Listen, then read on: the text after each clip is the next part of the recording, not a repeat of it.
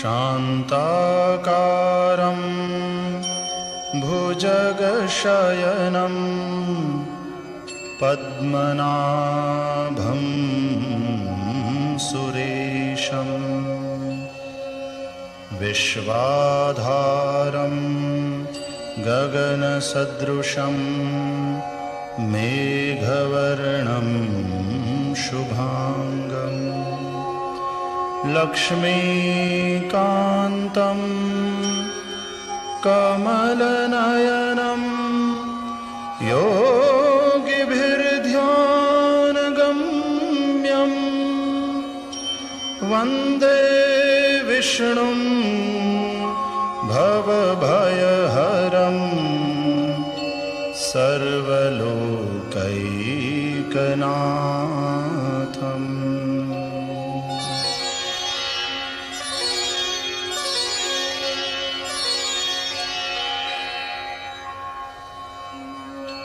ओम श्री परमात्मने नमः। अथ श्री विष्णु सहस्रनाम स्तोत्रम् यस्य स्मरणमात्रेण जन्म संसार बन्धनात् विमुच्यते। नमस्तस्मै विष्णवे प्रभविष्णवे। नमः समस्तभूतानां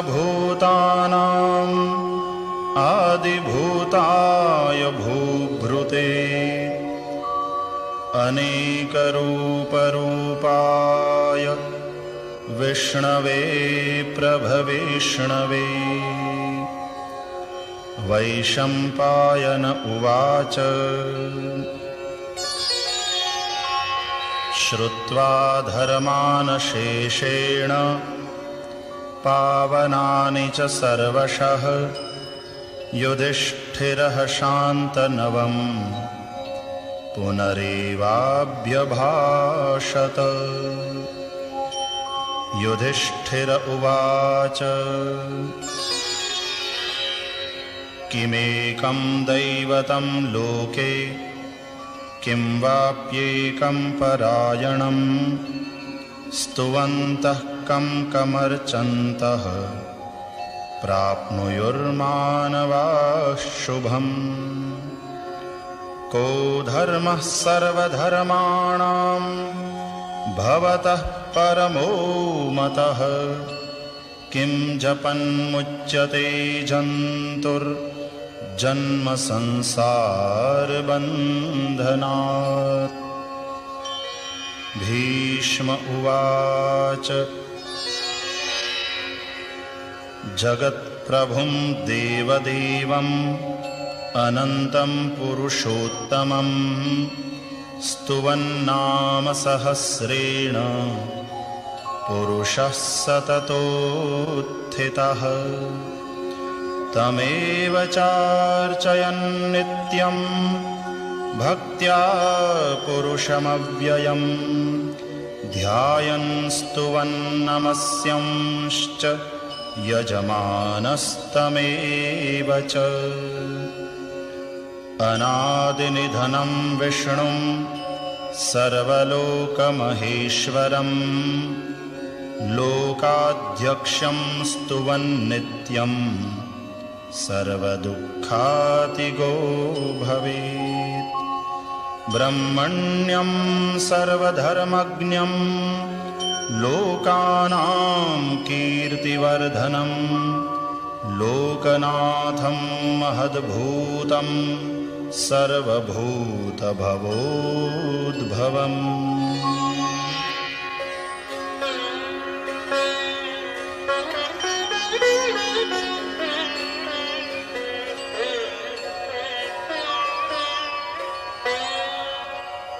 एष मे सर्वधर्माणां धर्मोऽधिकतमो मतः यद्भक्त्या पुण्डरीकाक्षं स्तवैरर्चेन्नरः सदा। परमं यो महत्तेजः परमं यो महत्तपः परमं यो महद्ब्रह्म परमं यः परायणम् पवित्राणां पवित्रं यो मङ्गलानां च मङ्गलम् दैवतं देवतानां च भूतानां यो व्ययः पिता यतः सर्वाणि भूतानि भवन्त्यादियुगागमे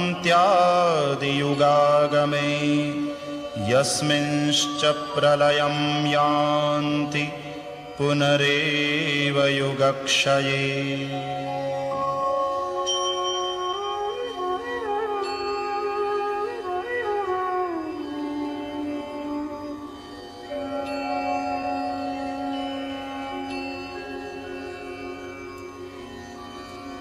तस्य लोकप्रधानस्य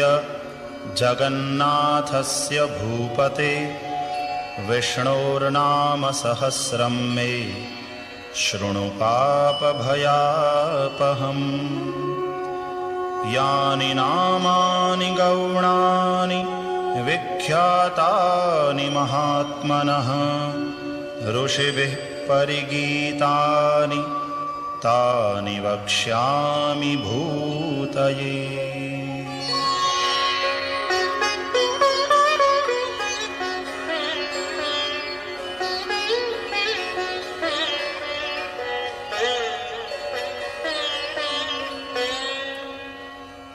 ॐ विश्वं विष्णुर्वषट्कारो भूतभव्यभवत्प्रभुः भूतकृद्भूतभृद्भावो भूतात्मा भूतभावनः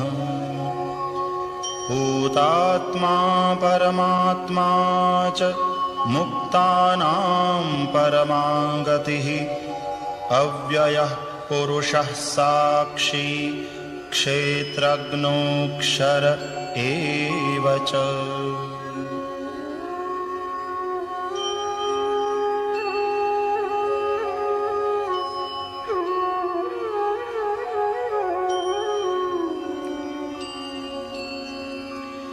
योगो योगविदां नेता प्रधानपुरुषेश्वरः नारसिंहवपुः श्रीमान् केशवः पुरुषोत्तमः सर्वः शर्वः शिवः स्थाणुः भूतादिर्निधिरव्ययः सम्भवो भावनो भर्ता प्रभवः प्रभुरीश्वरः स्वयंभूः शम्भुरादित्यः पुष्कराक्षो महास्वनः अनादिनिधनो धाता विधाता धातुरुत्तमः अप्रमेयो ऋषिकेशः पद्मनामोऽमरप्रभुः विश्वकर्मा मनुस्त्वष्टा स्थविष्ठः स्थविरो ध्रुवः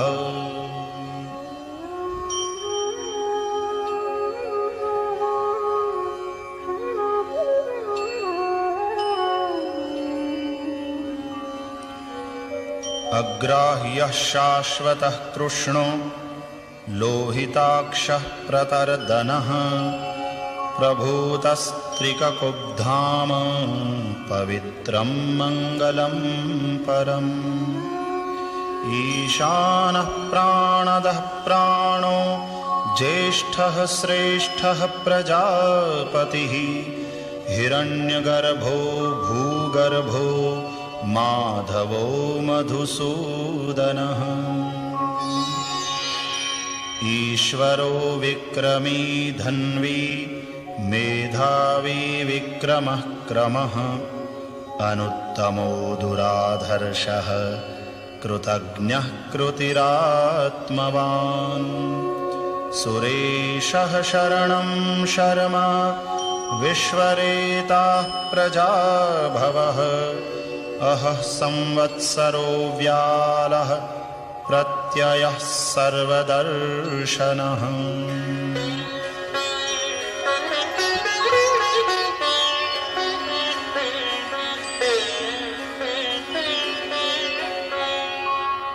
अजः सर्वेश्वरः सिद्धः सिद्धिः सर्वादिरच्युतः वृषा कपिरमेयात्मा सर्वयोगविनिःसृतः वसुर्वसुमनाः सत्यः समात्मा संमितः समः अमोघः पुण्डरीकाक्षो वृषकर्मा वृषाकृतिः रुद्रो बहुशिरा बभ्रुर्विश्वयोनिः शुचिश्रवाः अमृतः शाश्वतस्थाणुः वरारोहो महातपाः सर्वगः सर्वविद्भानुर्विश्वक्सेनो जनार्दनः वेदो वेदविदव्यङ्गो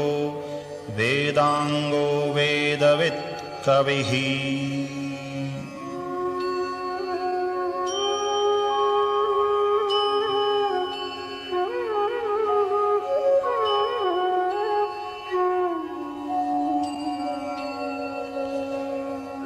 लोकाध्यक्षः सुराध्यक्षो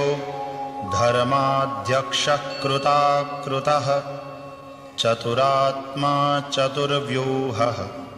चतुर्द्रंष्ट्रश्चतुर्भुजः भ्राजिष्णुर्भोजनं भोक्ता सहिष्णुर्जगदादिजः अनघो विजयो जेता विश्वयोनिः पुनर्वसुः उपेन्द्रो वामनः प्रांशुः अमोघः शुचिरूर्जितः अतीन्द्रः संग्रहः सर्गो धृतात्मा नियमो यमः वेद्यो वैद्यः सदा योगी वीरः माधवो मधुः अतीन्द्रियो महामायो महोत्साहो महाबलः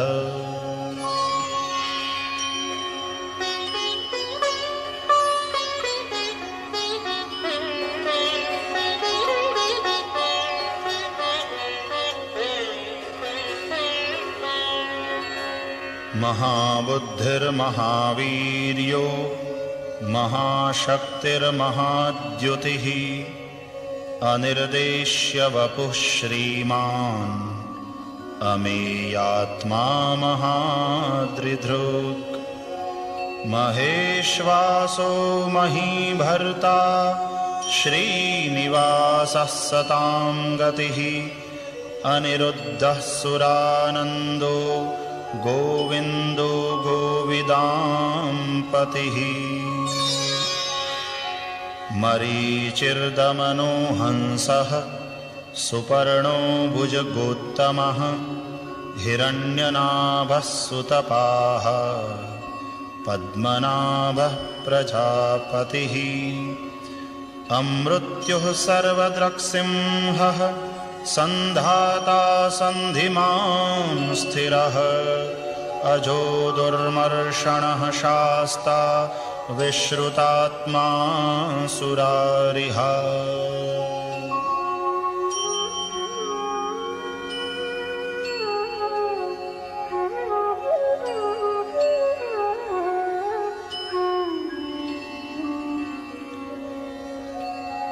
गुरुर्गुरुतमो धाम सत्यः सत्यपराक्रमः निमिषो निमिषस्रग्वी वाचस्पतिरुदारधीः अग्रणीर्ग्रामणीः श्रीमान्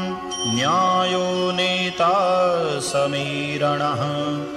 सहस्रमूर्धा विश्वात्मा सहस्राक्षः सहस्रपात् आवर्तनो निवृत्तात्मा संवृतः संप्रमर्दनः अहः संवर्तको वह्निः अनिलो धरणीधरः सुप्रसादः प्रसन्नात्मा विश्वधृग् विश्वभुग् विभुः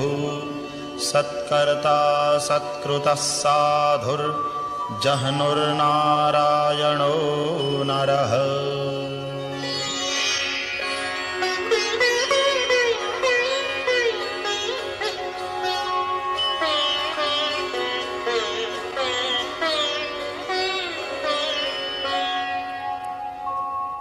असंख्येयो प्रमेयात्मा विशिष्टः शिष्टकृच्छुचिः सिद्धार्थः सिद्धसंकल्पः सिद्धिदः सिद्धिसाधनः। वृषा हि वृषभो विष्णुर्वृषपर्वा वृषोदरः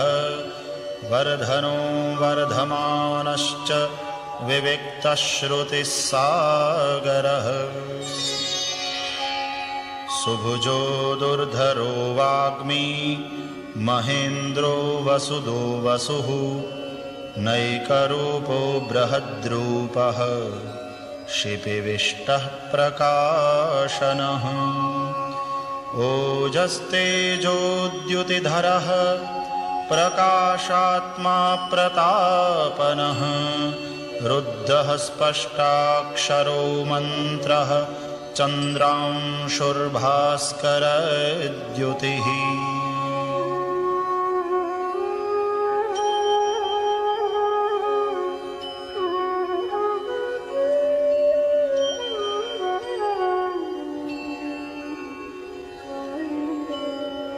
अमृतांशूद्भवो भानुः शशबिन्दुः सुरेश्वरः औषधं जगतः सेतुः सत्यधर्मपराक्रमः। भूतभव्यभवन्नाथः पवनः पावनो नलः कामः कामकृत्कान्तः कामः कामप्रदः प्रभुः। युगादिकृद्युगावर्तो नैकमायो महाशनः अदृश्यो व्यक्तरूपश्च सहस्रजिदनन्तजित्। इष्टो विशिष्टः शिष्टेष्टः शिखण्डी नहुषो वृषः क्रोधः क्रोधकृत्कर्ता विश्वबाहुर्महीधरः।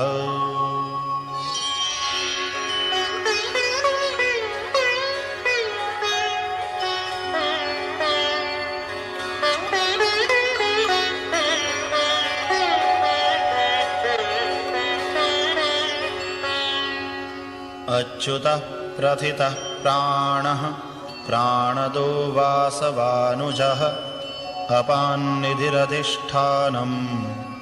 अप्रमत्तः प्रतिष्ठितः। स्कन्दः स्कन्दधरो धुर्यो वरदो वायुवाहनः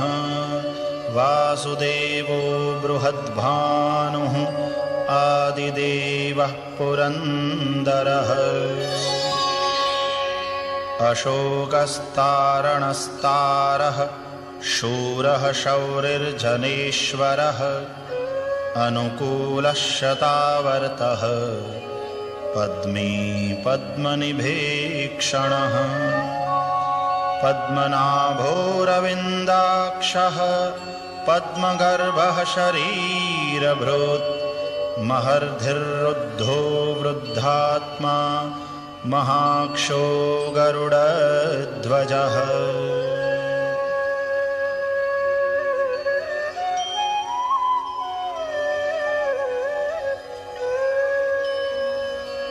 अतुलः शरभो भीमः समयज्ञो हविर्हरिः सर्वलक्षणलक्षण्यो लक्ष्मीवान् समितिञ्जयः। विक्षरो रोहितो मार्गो हेतुर्दामोदरः सहः महीधरो महाभागो वेगवानमिताशनः।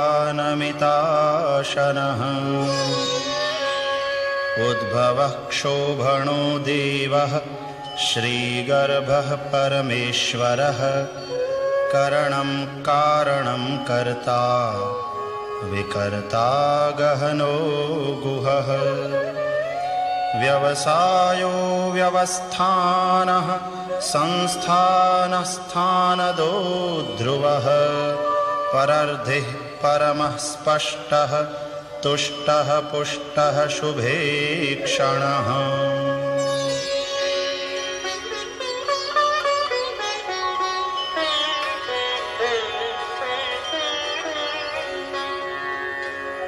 रामो विरामो विरजो मार्गो नेयो नयो नयः वीरः शक्तिमतां श्रेष्ठो धर्मो धर्मविदुत्तमः वैकुण्ठः पुरुषः प्राणः प्राणदः प्रणवः पृथुः हिरण्यगर्भः शत्रुघ्नो व्याप्तो वायुरधोक्षजः ऋतुः सुदर्शनः कालः परमेष्ठी परिग्रहः उग्रः संवत्सरो दक्षो विश्रामो विश्वदक्षिणः विस्तारस्थावरस्थाणुः प्रमाणं बीजमव्ययम् अर्थोऽनर्थो महाकोशो महाभोगो महाधनः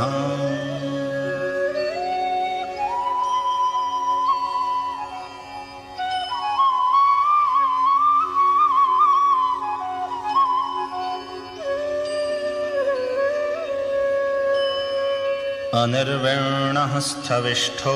भुर्धर्मयूपो महामखः नक्षत्रनेमिर्नक्षत्री क्षमः क्षामः समीहनः यज्ञ इज्यो महेज्यश्च क्रतुः सत्रं सतां गतिः सर्वदर्शी विमुक्तात्मा सर्वज्ञो ज्ञानमुत्तमम् सुव्रतः सुमुखः सूक्ष्मः सुघोषः सुखदः सुहृत् मनोहरोजितक्रोधो वीरबाहुर्विदारणः स्वापनः स्ववशो व्यापी नैकात्मानैककर्मकृत् वत्सरो वत्सलो वत्सी रत्नगर्भो धनेश्वरः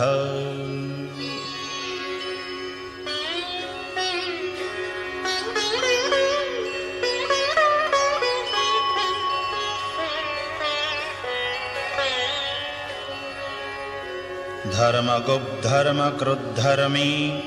सदसत्क्षरमक्षरम् अविज्ञाता सहस्रांशुः विधाता कृतलक्षणः गभस्तिनेमिः सत्त्वस्थः सिंहो भूतमहेश्वरः आदिदेवो महादेवो देवेशो देवभृद्गुरुः उत्तरो गोपतिर्गोप्ता ज्ञानगम्यः पुरातनः शरीरभूतभृद्भोक्ता कपीन्द्रो भूरिदक्षिणः सोमपोऽमृतपः सोमः पुरुजित्पुरुषोत्तमः विनयो जयः सत्यसन्धो दाशार्हः सात्वतां पतिः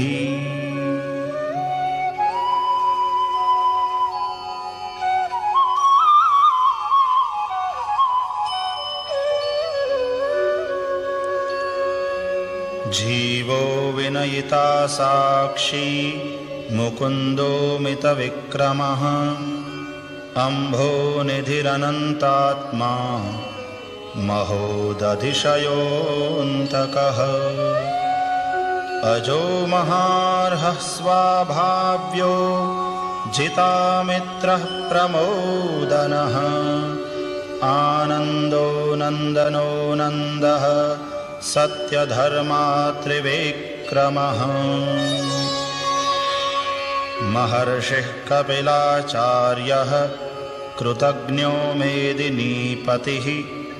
त्रिपदस्त्रिदशाध्यक्षो महाशृङ्गः कृतान्तकृत् महावराहो गोविन्दः सुषेणः कनकाङ्गदी गुह्यो गभीरो गहनो गुप्तश्चक्रगदाधरः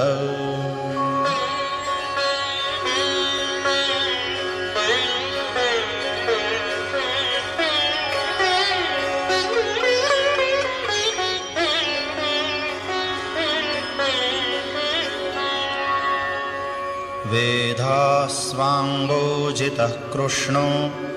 दृढः सङ्कर्षणोच्युतः वरुणो वारुणो वृक्षः पुष्कराक्षो महामनाः भगवान् भगहानन्दी वनमाली हलायुधः आदित्यो ज्योतिरादित्यः सहिष्णुर्गतिसत्तमः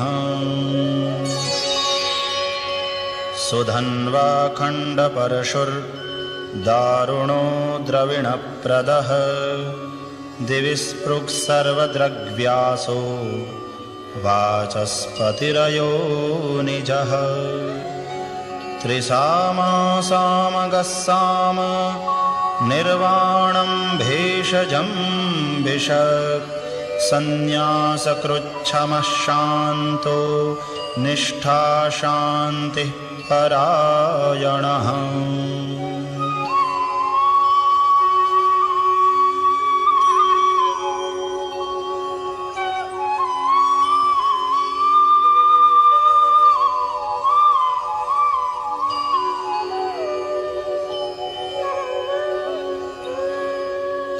शुभांगः शान्तिदः स्रष्टा कुमुदः कुवलेशयः गोहितो गोपतिर्गोप्ता वृषभाक्षो वृषप्रियः अनिवर्ते निवृत्तात्मा संक्षेप्ताक्षेमकृच्छिवः श्रीवत्सवक्षाः श्रीवासः श्रीपतिः श्रीमताम्बरः श्रीदः श्रीशः श्रीनिवासः श्रीनिधिः श्रीविभावनः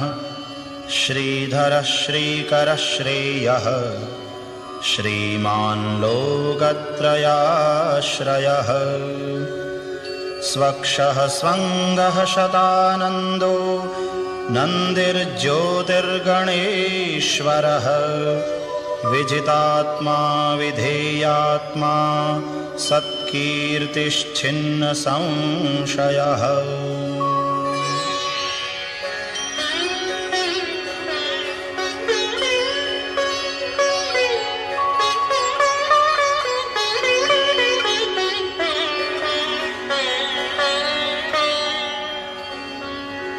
उदीर्णः सर्वतश्चक्षुः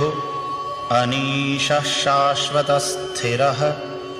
भूषयो भूषणो भूतिः विशोकः शोकनाशनः अर्चिष्मान्नर्चितः कुम्भो विशुद्धात्मा विशोधनः अनिरुद्धो प्रतिरथः प्रद्युम्नो मितविक्रमः कालनेमिनिहावीरः शौरिः शूरजनेश्वरः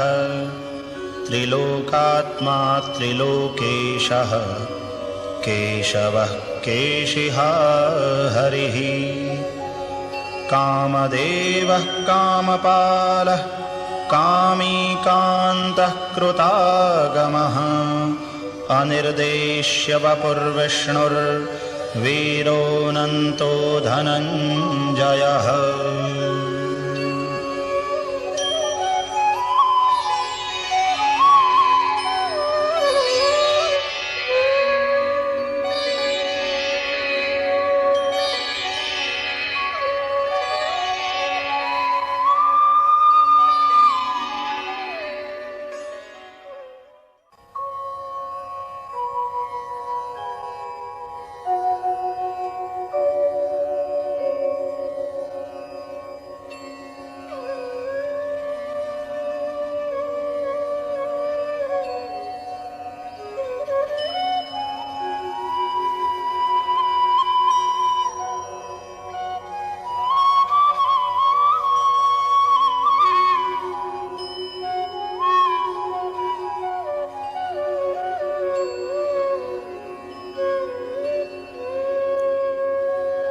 ब्रह्मण्यो ब्रह्मकृद्ब्रह्मा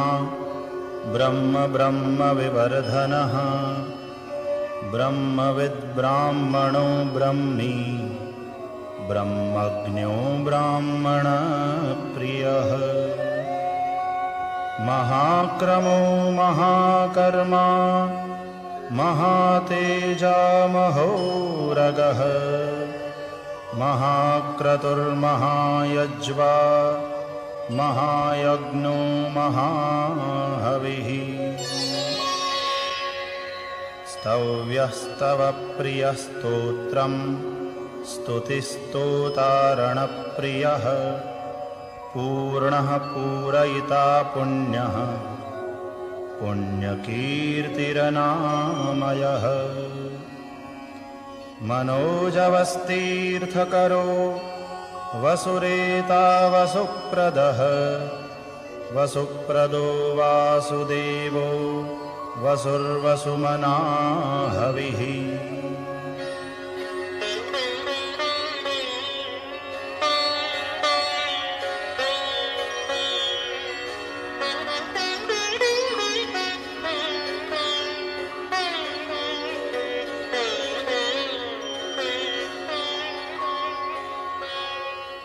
सद्गतिः सत्कृतिः सत्ता सद्भूतिः सत्परायणः शूरसेनो यदुश्रेष्ठः सन्निवासः सुयामुनः भूतावासो वासुदेवः सर्वासु निलयो नलः दर्पः दर्पदो द्रप्तो दुर्धरोऽधापराजितः विश्वमूर्तिर्महामूर्तिः दीप्तमूर्तिरमूर्तिमान्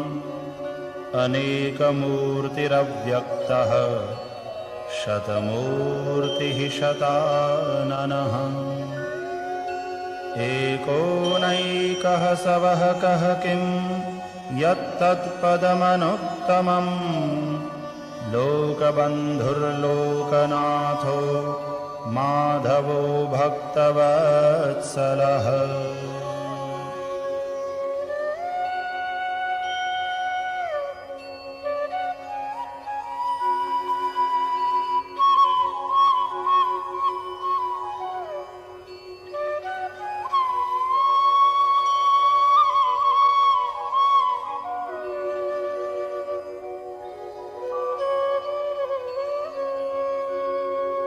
सुवर्णवर्णो हेमांगो वरांगश्चंदनांगदी वीरहा विषमः शून्यो घृताशीरचलश्चलः अमानीमानदो मान्यो लोकस्वामी त्रिलोकधृक् सुमेधा मेधजो धन्यः सत्यमेधाधराधरः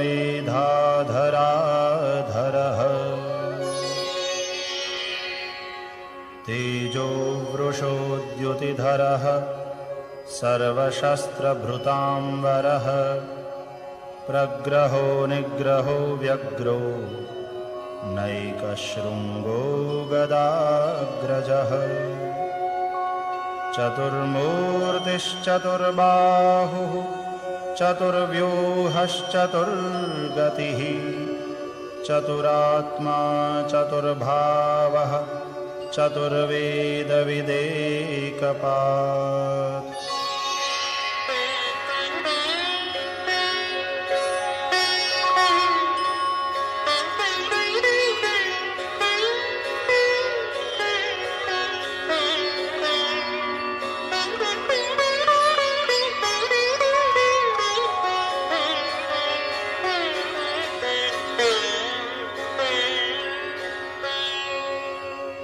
समावर्तो निवृत्तात्मा दुर्जयो दुरतिक्रमः दुर्लभो दुर्गमो दुर्गो दुरावासो दुरारिहा शुभांगो लोकसारंगः सुतन्तुस्तन्तुवर्धनः इन्द्रकर्मा महाकर्मा कृतकर्मा कृतागमः उद्भवः सुन्दरः सुन्दो रत्ननाभः सुलोचनः अर्को वाजसनः शृङ्गी जयन्तः सर्वविजयी सुवर्णबिन्दुरक्षोभ्यः सर्ववागीश्वरेश्वरः महाह्रदो महागर्तो महाभूतो महानिधिः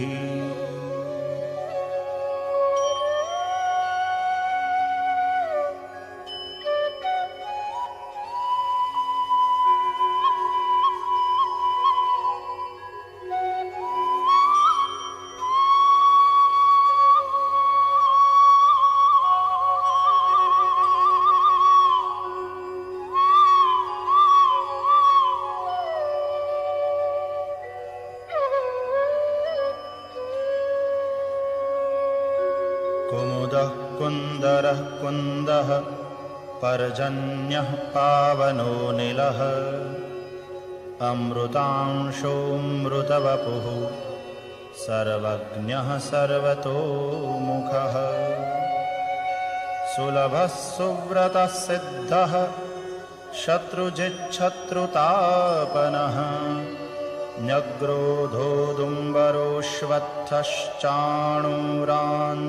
न्यग्रोधोदुम्बरोऽश्वत्थश्चाणूरान्ध्रनिषूदनः सहस्रार्चिः सप्तजिह्वः सप्तैधाः सप्तवाहनः अमूर्तिरनघोचिन्त्यो भयकृद्भयनाशनः अणुर्बृहत्कृशः स्थूलो गुणभृन्निर्गुणो महान् अद्रुतस्वद्रुतस्वास्यः प्राग्वंशो वंशवर्धनः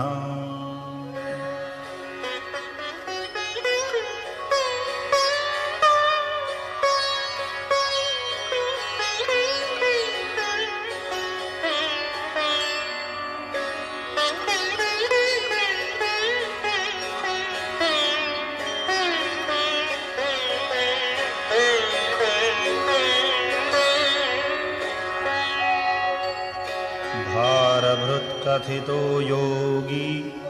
योगीशः सर्वकामदः आश्रमश्रमणक्षामः सुपर्णो वायुवाहनः धनुर्धरो धनुर्वेदो दण्डो दमयिता दमः अपराजितः सर्वसहो नियन्ता नियमो यमः सत्त्ववान् सात्विकः सत्यः सत्यधर्मपरायणः अभिप्रायः प्रियार्होर्हः प्रियकृत्प्रीतिवर्धनः विहाय सगतिर्ज्योतिः सुरुचिर्हुतभुग्विभुः रविर्विरोचनः सूर्यः सविता रविलोचनः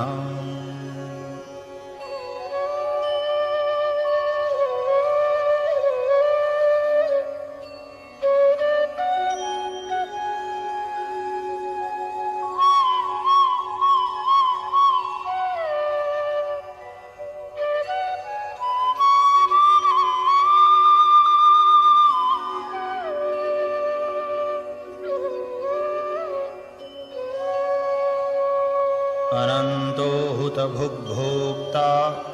सुखदो नैकजोऽग्रजः अनिर्विण्णः सदामर्षि लोकाधिष्ठानमद्भुतः सनातनतमः कपिलः कपिरव्ययः स्वस्तिदः स्वस्तिकृत् स्वस्ति स्वस्ति भुक् स्वस्ति दक्षिणः अरौद्रः कुण्डलीचक्री विक्रम्योर्जितशासनः शब्दातिगः शब्दसहः शिशिरः शर्वरीकरः अक्रूरः पेशलो दक्षो दक्षिणः क्षमिणाम्बरः विद्वत्तमो वीतभयः पुण्यश्रवणकीर्तनः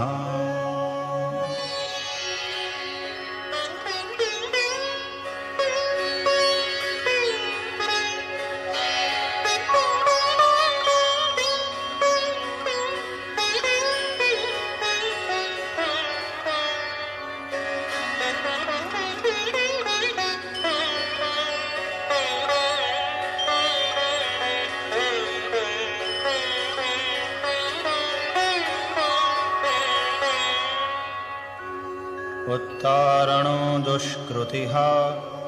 पुण्यो दुःस्वप्ननाशनः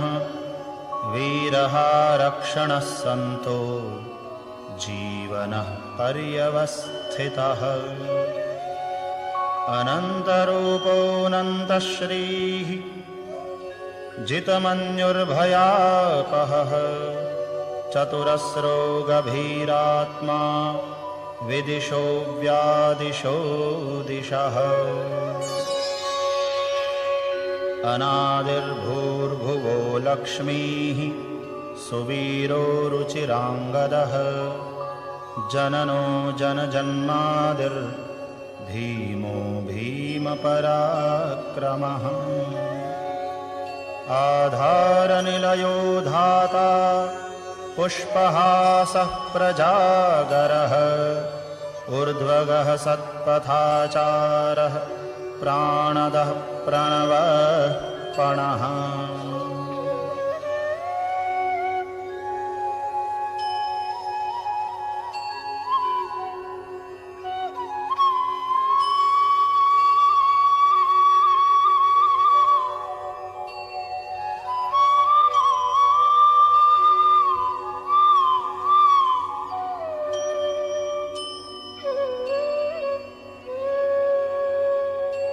प्रमाणं प्राणनिलयः प्राणभृत्प्राणजीवनः तत्त्वं तत्त्वविदेकात्मा जन्ममृत्युजरातिगः भूर्भुवस्वस्तरुस्तारः सविता प्रपितामहः यज्ञो यज्ञपतिर्यज्वा यज्ञाङ्गो यज्ञवाहनः यज्ञभृद्यज्ञकृद्यज्ञी यज्ञभुग्यज्ञसाधनः यज्ञान्तकृद्यज्ञगुह्यम् अन्नमन्नादयेव च आत्मयोनिस्वयं जातो वैखानः सामगायनः देवकीनन्दनस्रष्टा क्षितीशः पापनाशनः शङ्खभृन्नन्दकी चक्री शार्ङ्गधन्वा गदाधरः रथाङ्गपाणिरक्षोभ्यः सर्वप्रहरणायुधः सर्वप्रहरणायुध ॐ नम इति।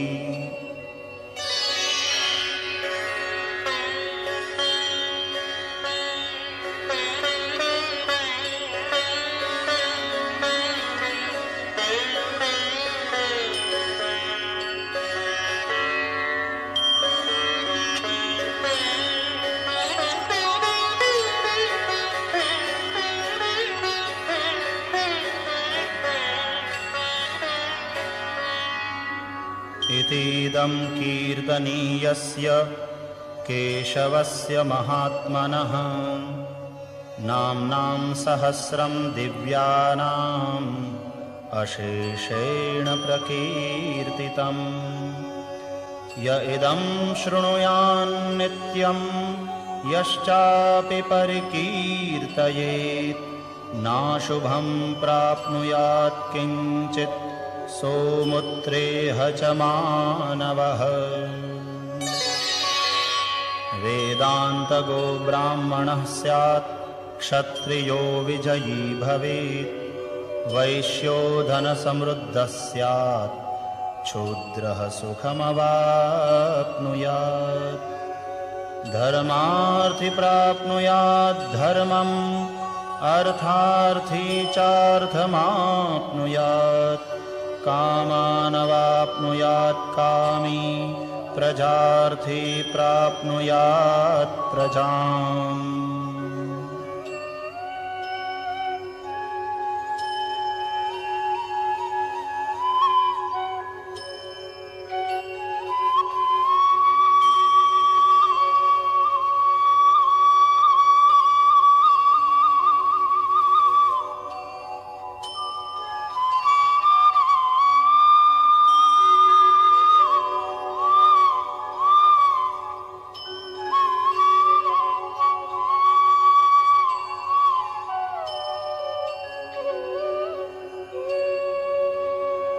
भक्तिमान्यः सदोत्थाय शुचिस्तद्गतमानसः सहस्रं वासुदेवस्य नाम्नामेतत्प्रकीर्तये यशः प्राप्नोति विपुलं ज्ञातिप्राधान्यमेव च अचलां श्रियमाप्नोति श्रेयः प्राप्नोत्यनोत्तमम् न भयं क्वचिदाप्नोति वीर्यं तेजश्च विन्दति भवत्यरोगोद्युतिमान् बलरूपगुणान्वितः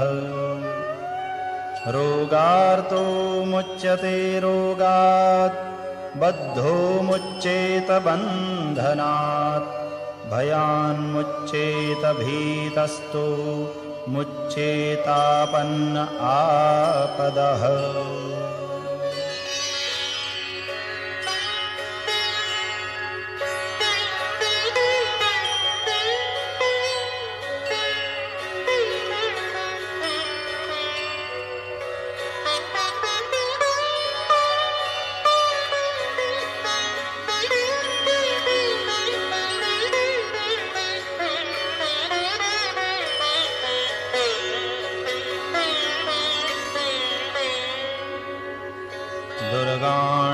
दुर्गाण्यतितरत्याशु पुरुषः पुरुषोत्तमं स्तुवन्नाम सहस्रेण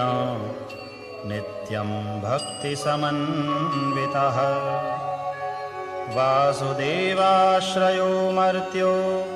वासुदेवपरायणः सर्वपापविशुद्धात्मा याति ब्रह्म सनातनम् न वासुदेवभक्तानाम् अशुभं विद्यते क्वचित् जन्ममृत्युजराव्याधि भयं नैवोपजायते इमं स्तवमधीयानः श्रद्धाभक्तिसमन्वितः युज्येतात्मसुखक्षान्ति श्रीधृतिस्मृतिकीर्तिभिः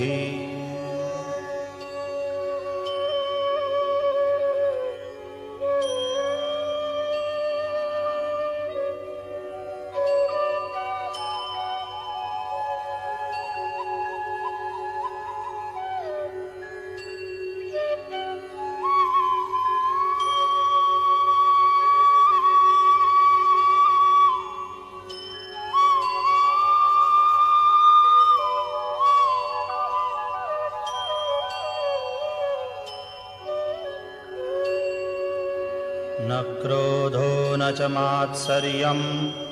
न लोभो नाशुभा मतिः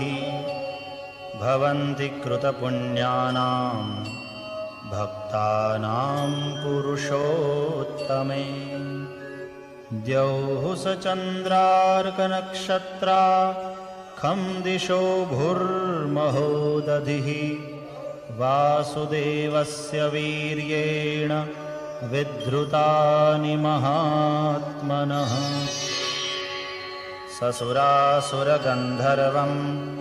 सयक्षोरगराक्षसं जगद्वशे वर्ततेदं कृष्णस्य सचराचरम् इन्द्रियाणि मनोबुद्धिः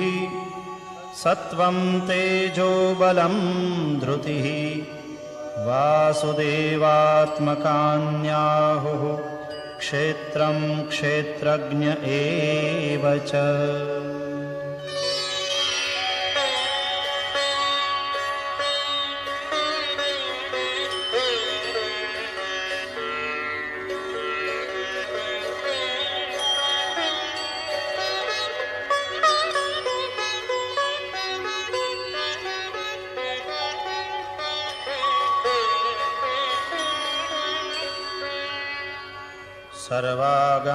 सर्वागमानामाचारः प्रथमं परिकल्पते आचारप्रभवो धर्मो धर्मस्य प्रभुरच्युतः ऋषयः पितरो देवा महाभूतानि धातवः जङ्गमा जङ्गमं चेदं जगन्नारायणोद्भवम् योगो ज्ञानं तथा सांख्यं विद्याः शिल्पादिकर्म च वेदाः शास्त्राणि विज्ञानम् एतत्सर्वं जनार्दनात् एको विष्णुर्महद्भूतं पृथग्भूतान्यनेकशः त्रीन् लोकान् व्याप्य भूतात्मा भुङ्क्ते विश्वभुगौ व्ययः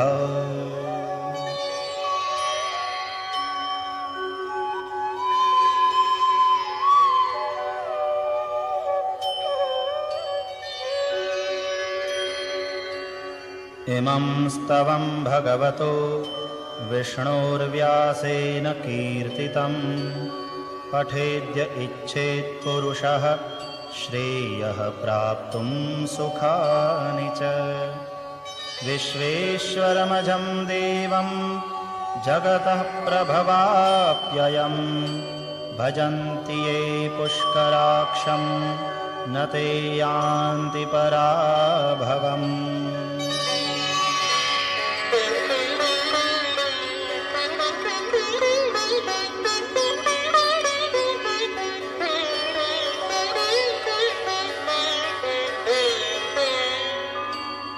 ॐ तत्सदिति श्रीमहाभारते शतसाहस्र्यां संहितायां वैयासिक्याम् आनुशासनिके पर्वणि भीष्मयुधिष्ठिरसंवादे श्रीविष्णोर्दिव्यसहस्रनामस्तोत्रम्